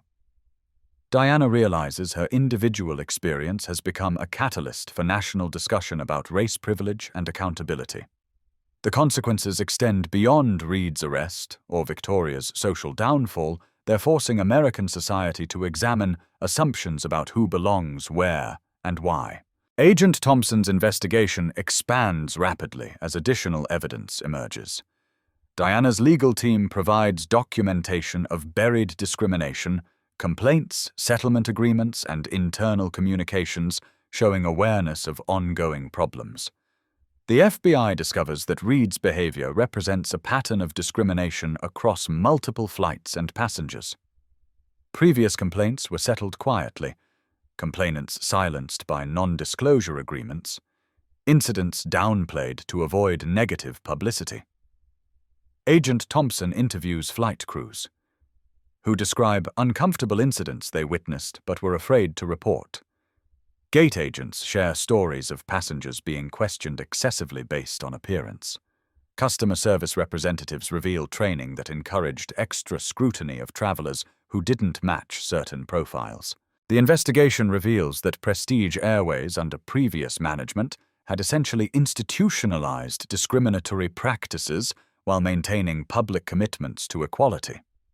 Diana's acquisition interrupted a culture that prioritized certain passengers' comfort over others' civil rights. Federal prosecutors begin building cases not just against Reed, but against supervisors who buried complaints and executives who created policies that enabled discrimination. The investigation expands from individual accountability to institutional transformation. Diana cooperates fully with federal investigators while simultaneously implementing internal changes that exceed legal requirements. She's not waiting for court orders to reform airline culture. She's using her corporate authority to create immediate transformation. The message to the aviation industry is clear. Discrimination will face serious legal consequences, and corporate leadership will be held accountable for cultures that enable bias. As Agent Thompson concludes Reed's arrest and begins broader investigation, Diana prepares to address the long-term changes necessary to prevent future incidents. Individual accountability is just the beginning of the transformation she has planned. 30 days after Christmas Eve, Marcus Reed sits on a plastic chair in a cramped government office, clutching paper number 47 from the unemployment queue. The fluorescent lights flicker overhead, casting harsh shadows that make everyone look tired and defeated. Reed looks older than his 52 years. The silver hair that used to be perfectly styled now grows unevenly thinning on top. The confidence that once made him seem commanding has evaporated, replaced by the defeated posture of a man watching his life disintegrate in real time. The uniform with 4 gold stripes is gone, replaced by an ill-fitting suit from a discount store. His Italian leather shoes are scuffed, his watch, once a symbol of aviation prestige, sold to pay legal fees. The transformation from airline captain to unemployment applicant took exactly 27 days. The federal charges came first. Civil rights violations under Title T, abuse of federal authority, conspiracy to deny constitutional rights. Reed's lawyers recommended a plea bargain to avoid prison time, but the federal prosecutor insisted on guilty pleas to all charges. Reed's pilot's license was permanently revoked by the Federal Aviation Administration. The Pilot Records Improvement Act ensures that his discrimination violations will follow him forever, making him unemployable in any aviation capacity anywhere in the world. Prestige Airways fired him for cause, which voided his pension and eliminated severance pay. Reed's mortgage on this house in Connecticut went into default within 6 weeks. His wife Claudia filed for divorce and moved to her sister's house in Florida, taking their joint savings accounts and leaving Reed with legal debts and shame. The viral footage of his arrest made Reed unemployable in any customer-facing industry. Background checks reveal his name associated with federal discrimination charges, viral videos of racist behavior and professional disgrace that makes him a liability to any employer. Reed's fall from grace becomes a cautionary tale throughout the aviation industry. Pilot training programs use footage of his arrest as examples of how bias destroys careers. Flight attendant seminars show his confrontation with Diana as a case study in how discrimination escalates from bad judgment to federal crimes. But Reed's personal consequences pale compared to the broader transformation his actions triggered. Victoria Ashford's reckoning proves even more complete than Reed's. Unlike Reed, whose discrimination was contained within aviation, Victoria's fall occurs across every aspect of her privileged life.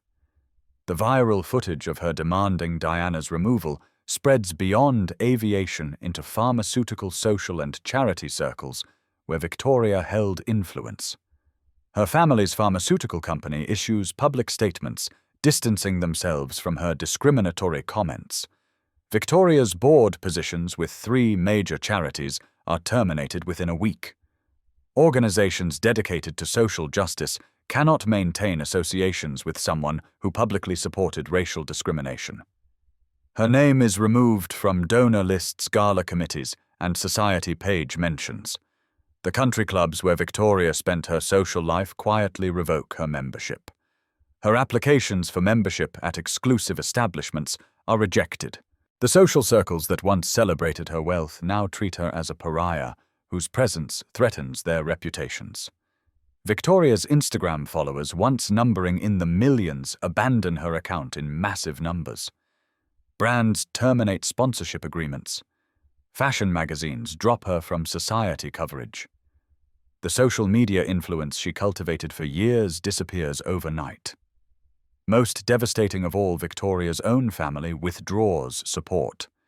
Her pharmaceutical executive father issues a public statement condemning discrimination and noting that Victoria's views don't represent family values. Her trust fund access is restricted pending review of her behavior's impact on family business interests. Victoria attempts damage control through apology tours, discrimination awareness workshops, and public charity work. But the internet never forgets, and her discriminatory comments become permanent stains on her reputation. She eventually retreats to a modest apartment in Connecticut, far from the Palm Beach estate, where she planned to spend Christmas morning. Her privileged life becomes a cautionary tale about how quickly social status can disappear when built on exclusion rather than inclusion. Victoria's downfall sends clear messages to other wealthy passengers. Discriminatory behavior will have consequences that extend far beyond individual incidents. The social media age makes privilege no protection against accountability. Isabella Martinez's transformation from fearful flight attendant to empowered executive represents the positive changes Diana implements across Prestige Airways. Her promotion to Director of Passenger Experience and Chief Ethics Officer comes with responsibilities that reshape airline culture fundamentally. Isabella's new annual salary of $145,000 transforms her family's economic situation immediately. She moves her 8-year-old daughter, Sophia, from public school, struggling with budget cuts, to a private academy with excellent arts programs. Her parents' medical expenses become manageable rather than overwhelming. But Isabella's real impact comes through policy changes she implements to prevent future discrimination. Her first initiative creates anonymous reporting networks that allow crew members to document bias without fear of retaliation. Reports go directly to Diana's office rather than through supervisors, who might bury complaints. Isabella institutes mandatory bias training for all customer-facing employees, but not the superficial diversity seminars common in corporate America. Her programs include real-world scenarios, role-playing exercises, and clear consequences for discriminatory behavior. Most importantly, Isabella creates passenger advocacy protocols. Any customer who feels discriminated against can request immediate escalation to executive-level review. Complaints receive rapid response, thorough investigation, and public accountability when violations are confirmed. Isabella's background as a flight attendant gives her credibility with frontline employees. They trust her understanding of operational challenges while respecting her commitment to passenger dignity. Her leadership proves that promoting integrity creates better business outcomes than protecting discrimination. Under Isabella's guidance, Prestige Airways becomes the first airline to publish annual discrimination reports showing complaint numbers, investigation outcomes, and policy improvements. Transparency becomes competitive advantage rather than liability. Isabella's success story spreads throughout the aviation industry. Other airlines begin promoting frontline employees who demonstrate ethical leadership rather than just operational efficiency. The message becomes clear: moral courage advances careers.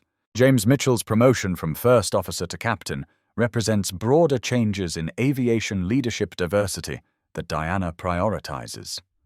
His willingness to challenge Reed's discriminatory authority, despite hierarchical aviation culture, demonstrates exactly the kind of integrity Diana seeks in company leadership.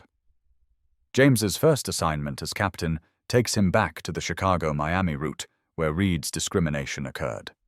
Flying the same aircraft covering the same route, but creating entirely different passenger experiences, becomes symbolic of airline transformation. Under James's leadership, Flight 847 becomes a model of inclusive service. His pre-flight announcements emphasize respect for all passengers regardless of appearance, accent, or economic assumptions. His crew understands that excellence means dignity, not deference to privilege. James implements cockpit protocols that require first officers to challenge any captain behavior that might constitute discrimination. Aviation's traditional hierarchy, which once silenced dissent, now encourages ethical intervention when passenger rights are threatened. James also leads pilot recruitment efforts focused on diversifying aviation leadership. His military background and commercial experience make him effective at identifying candidates who combine technical competence with ethical integrity. Under his guidance, Prestige Airways becomes an industry leader in pilot diversity. Most significantly, James creates mentorship programs for minority aviation professionals. His own experience witnessing discrimination, but feeling powerless to intervene, helps him guide others facing similar challenges. He shows them how to speak up effectively while building careers that advance justice. James's leadership extends beyond Prestige Airways. He speaks at aviation conferences about ethical leadership, participates in congressional hearings on airline discrimination, and consults with other carriers seeking to improve inclusive practices. The transformation of Flight 847's cockpit from Reed's discriminatory authority to James's ethical leadership becomes a powerful symbol of how quickly institutional culture can change when accountability meets opportunity. Diana's reformation of Prestige Airways becomes a business school case study in how ethical leadership creates competitive advantage rather than operational burden. Her changes prove that treating all passengers with dignity generates better financial outcomes than catering exclusively to privileged demographics. Financial results validate Diana's approach. Despite initial stock market concerns about negative publicity from Reed's arrest, Prestige Airways' performance improves dramatically under ethical leadership. Customer satisfaction ratings reach industry highs as passengers of all backgrounds report feeling welcomed and respected. The airline's Net Promoter Score, measuring customer likelihood to recommend the service, increases by 40% within 6 months. Social media sentiment analysis shows overwhelmingly positive responses to Diana's leadership and cultural transformation. More importantly, discrimination complaints drop to near zero. The combination of employee empowerment, clear accountability, and executive commitment creates airline culture where bias cannot flourish unchallenged. Diana's transparency initiatives include public release of discrimination complaint data, investigation outcomes, and policy improvements.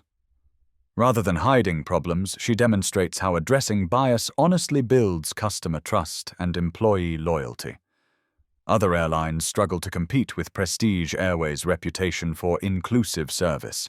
Business travelers, particularly women and minorities, specifically choose Diana's airline because they feel confident about respectful treatment. The diversity of Prestige Airways' workforce increases dramatically under Diana's leadership. When employees know discrimination will be addressed seriously rather than ignored. Conveniently, Workplace culture becomes attractive to talented professionals from all backgrounds. Industry analysts recognize Diana's transformation as a fundamental shift from defensive compliance with anti-discrimination laws to proactive creation of inclusive culture. Her approach becomes the gold standard other airlines attempt to replicate. Diana's actions on Flight 847 create ripple effects throughout the entire commercial aviation industry. Other CEOs realize that discrimination incidents will face social media scrutiny, federal investigation, and executive accountability they can no longer ignore. The Department of Transportation, energized by public attention to Diana's case, implements enhanced anti-discrimination monitoring across all airlines. Federal oversight increases, complaint investigation accelerates, and penalties for discrimination. Violations become severe enough to motivate prevention. Congressional hearings on airline discrimination feature Diana as key witness advocating for stronger federal protections. Her testimony combines personal experience with executive insight, making compelling arguments for legislative reforms. The Federal Aviation Administration updates pilot training requirements to include comprehensive bias awareness education. Captain authority remains important for flight safety, but no longer provides cover for discriminatory behavior toward passengers. Industry trade associations develop new standards for passenger treatment that exceed legal minimums. Airlines compete on inclusivity metrics rather than just efficiency or profitability measures. Aviation law schools begin teaching Diana's case as example of how individual courage can create institutional change. Her strategic approach acquiring the airline to reform it from within demonstrates how entrepreneurial success can advance social justice. Most significantly, passenger behavior changes across the industry. Travelers become more willing to document discrimination, challenge bias, and demand accountability when witnessing unfair treatment. The bystander effect weakens as people realize their voices matter. The transformation of commercial aviation from tolerating discrimination to actively preventing it represents permanent cultural shift that extends far beyond any single airline or incident. The federal prosecution of Reed and subsequent investigations create legal precedents that strengthen civil rights enforcement in commercial transportation. Federal courts clarify that airline employees exercising federal authority cannot discriminate without facing serious criminal consequences. Settlement agreements with previous discrimination victims total over $50 million. But more importantly, they include structural reforms that prevent future incidents. Court-supervised monitoring ensures compliance with anti-discrimination commitments. The Americans with Disabilities Act is strengthened to include clearer protections against appearance-based discrimination that often affects travelers with invisible disabilities, different cultural dress or economic circumstances that don't match stereotypes about first-class passengers. State civil rights agencies coordinate with federal authorities to investigate discrimination patterns across multiple airlines. The comprehensive approach prevents companies from moving problematic employees between carriers without accountability. Legal education programs use Diana's case to teach civil rights law in practical contexts. Law students learn how federal statutes apply to real-world discrimination and how individual courage can create institutional change. The case also influences international aviation agreements. Other countries strengthen their own anti-discrimination protections for air travelers, creating global standards that protect passenger dignity regardless of local bias. Most importantly, the legal outcomes establish that discrimination in commercial aviation will face swift, serious, and lasting consequences.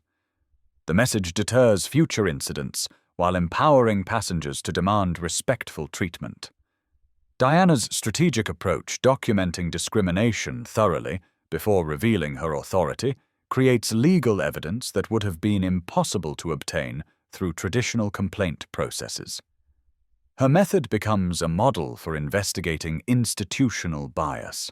As the 30-day transformation period concludes, Diana prepares for the most challenging aspect of her airline reformation, ensuring that positive changes become permanent culture rather than temporary compliance.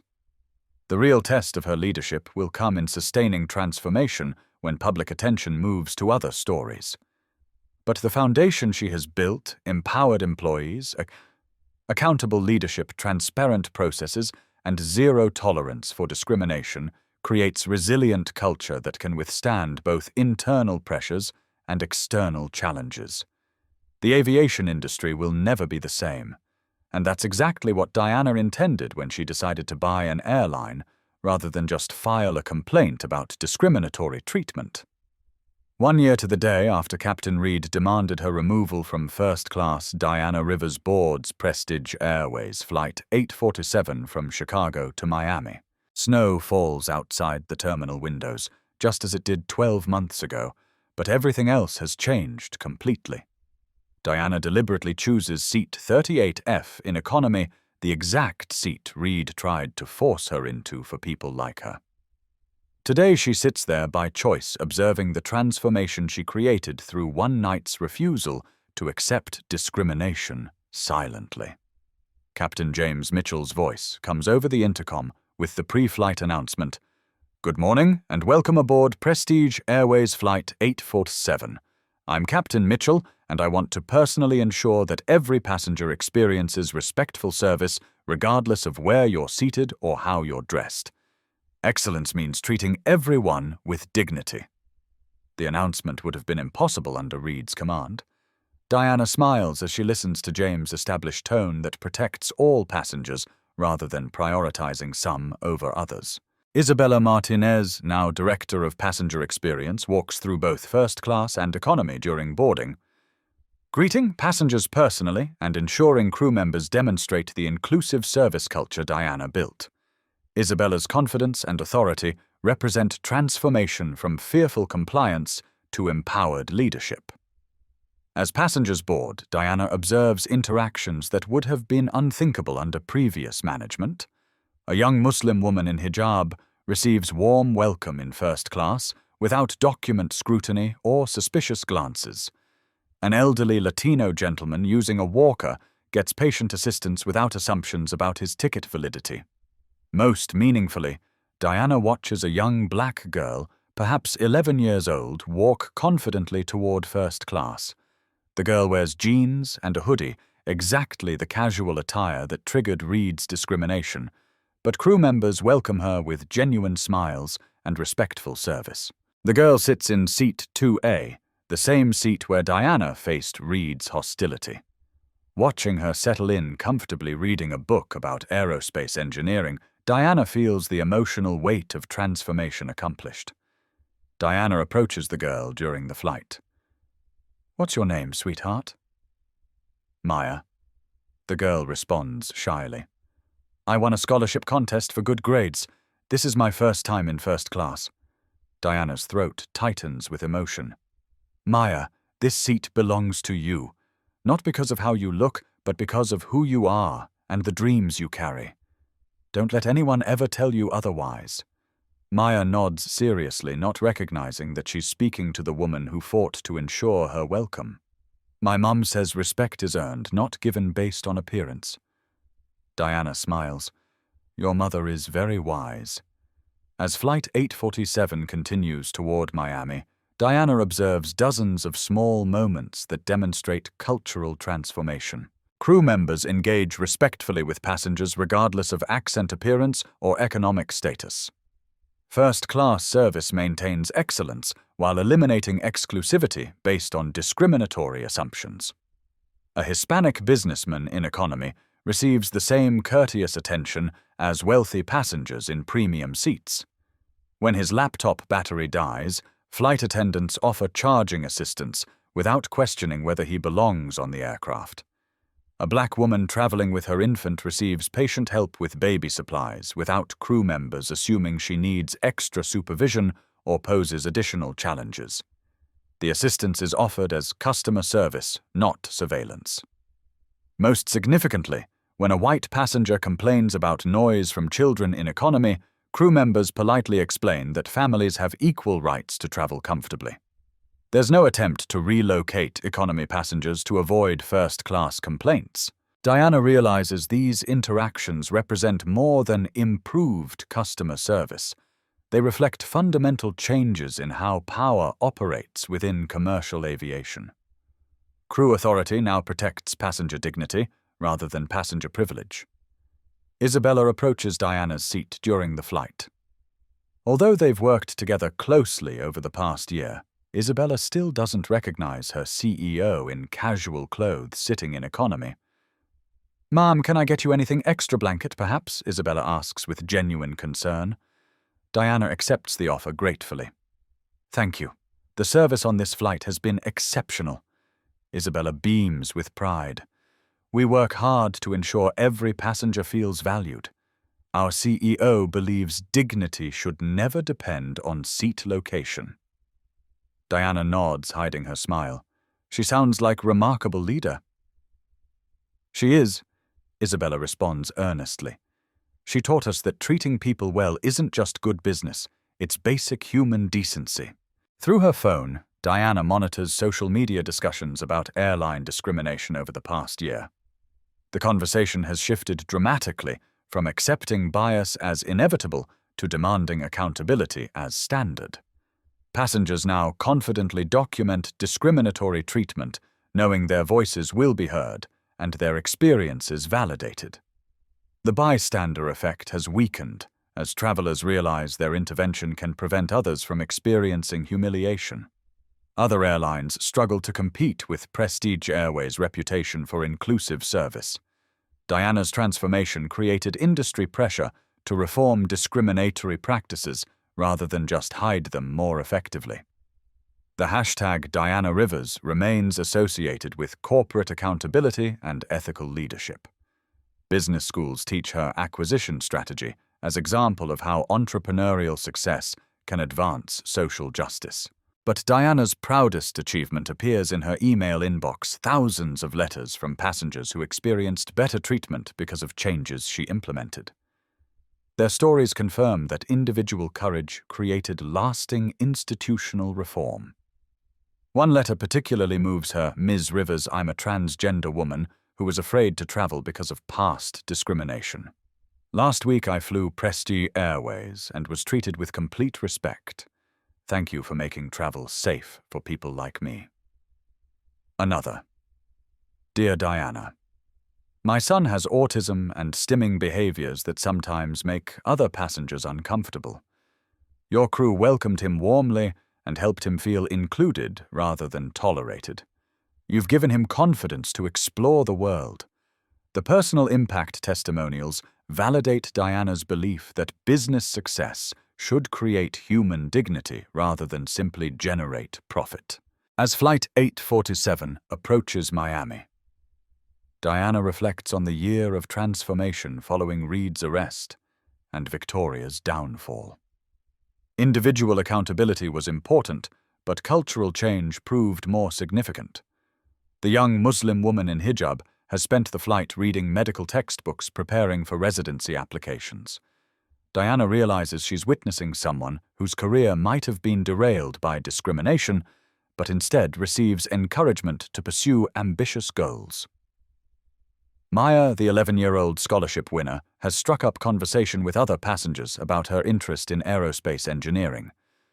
First-class travelers encourage her dreams rather than questioning her presence. The Hispanic businessman has exchanged business cards with contacts who might help his consulting firm expand. Professional networking happens naturally when passengers feel welcomed rather than scrutinized. These connections represent the real victory Diana achieved, not just preventing discrimination, but creating environments where all passengers can thrive, contribute, and succeed. Diana's phone buzzes with message from her legal team. Federal investigation concludes Reed case helped strengthen civil rights enforcement industry-wide. Discrimination complaints down 73% across commercial aviation. The statistical vindication matters, but Diana's emotional satisfaction comes from observing transformed human interactions around her. As the aircraft begins its descent into Miami, Diana prepares to address her fellow passengers through a brief statement James Mitchell has agreed to share. James's voice returns to the intercom. Ladies and gentlemen, as we prepare for landing, I want to share a message from a passenger who believes in the power of treating each other with dignity and respect. Diana stands in the economy aisle speaking loudly enough for the entire aircraft to hear. Fellow travelers, 1 year ago tonight, discrimination on this exact flight route was challenged and defeated. That victory happened because passengers, crew members, and decent people chose courage over comfort. Passengers throughout the aircraft listen intently, some recognizing the significance of the date. Change doesn't start in boardrooms or courtrooms. Diana continues. It starts when ordinary people refuse to accept that injustice is ordinary. When you see someone being treated unfairly, speak up. Your voice might be the one that changes everything. The cabin responds with spontaneous applause. Passengers of all backgrounds clap for the message of dignity and mutual respect Diana represents. Remember, Diana concludes, you never know who's sitting next to you. But more importantly, they never know the power you carry to make their journey better. Maya, the young scholarship winner, raises her hand. Who are you? Diana smiles. I'm someone who learned that the most powerful revenge against discrimination is building a world where it can never happen again. As passengers disembark in Miami on Christmas morning, families reunite, children hug grandparents, and love transcends all the boundaries that people try to create. Diana watches the universal joy of connection and realizes this is what she fought for, a world where dignity doesn't depend on appearance, accent, or assumptions about worth. The snow that delayed flights last Christmas Eve has given way to Miami sunshine. The discrimination that poisoned travel experiences has given way to inclusive service. The fear that silenced witnesses has given way to courageous intervention. Diana Rivers doesn't just own an airline anymore. She's helped create a movement that recognizes every person's right to be treated with respect, regardless of where they sit, how they look, or what others assume about their lives. Walking through Miami International Airport toward her family's Christmas celebration, Diana carries the satisfaction of knowing that thousands of future travelers will experience dignity because she refused to accept discrimination silently on one snowy Christmas Eve. The most powerful victories aren't about crushing enemies. They're about building worlds where enemies' weapons become obsolete. Sometimes the most important seat isn't in first class. It's wherever someone stands up and says, "This is wrong, and it ends now." Diana Rivers proved that one voice, when combined with courage and resources, can change an industry, transform corporate culture, and give hope to anyone who's ever been told they don't belong. If this story inspired you to stand up for others, I want you to do 3 things right now. First, share this video with someone who needs to hear this message of hope and justice. Send it to a friend, a family member, or someone you know who's faced discrimination. Let them know their dignity matters and their voice has power. Second, hit that like button. If this story moved you, if it made you think, or if it reminded you of your own experiences with bias or courage. Your likes help us reach more people who need these stories of justice and transformation. Third, and this is the most important one, subscribe to this channel and ring that notification bell. We're building a community of people who believe everyone deserves respect, who stand up for others when they see injustice, and who know that real change happens when ordinary people choose courage over comfort. In the comments, tell me about a time you witnessed discrimination or a time you stood up for someone else. Share your story, because when we speak up, we build a world that doesn't just fly, it soars. Remember, you never know who's sitting next to you, but more importantly, they never know the power you carry to make their journey better. Thanks for watching, and I'll see you in the next story where justice meets courage and ordinary people do extraordinary things.